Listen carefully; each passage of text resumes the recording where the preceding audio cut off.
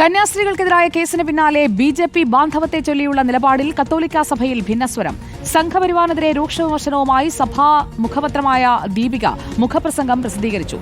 ആസൂത്രിതമായ ക്രൈസ്തവ വേട്ടയുടെ ഒടുവിലത്തെ ഉദാഹരണമെന്ന് ഇരിങ്ങാലക്കുട രൂപതയുടെ ഇടയലേഖനം. അതേസമയം കടുത്ത ബി.ജെ.പി. വിമർശനങ്ങളിൽ നിന്നും പ്രതിഷേധങ്ങളിൽ നിന്നും സഭാ നേതൃത്വം പിൻവലി.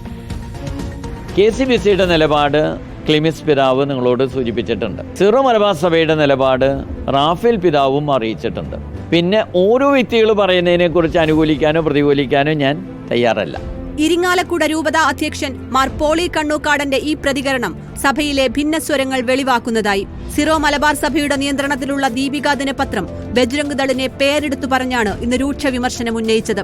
കള്ളക്കേസിൽ കുടുക്കിയത് സംഘപരിവാർ സംഘടനയെന്ന് മുഖപ്രസംഗം പറയുന്നു. ക്രൈസ്തവ വേട്ട നടത്തുന്ന ബജ്രംഗ് ദളിന് കാവൽ നിൽക്കുന്നത് തങ്ങളല്ലേ എന്ന് കേന്ദ്ര സർക്കാർ ആത്മപരിശോധന നടത്തണമെന്നും ദീപികയുടെ വിമർശനം.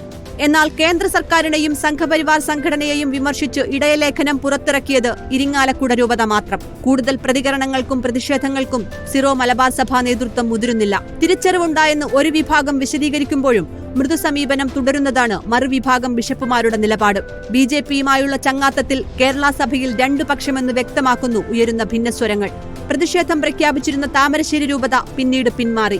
ഇരിങ്ങാലക്കുടയിലും എറണാകുളത്തും കോഴിക്കോടുമടക്കം വിവിധയിടങ്ങളിൽ പ്രതിഷേധങ്ങൾ നടന്നു. റിപ്പോർട്ടർ, കൊച്ചി.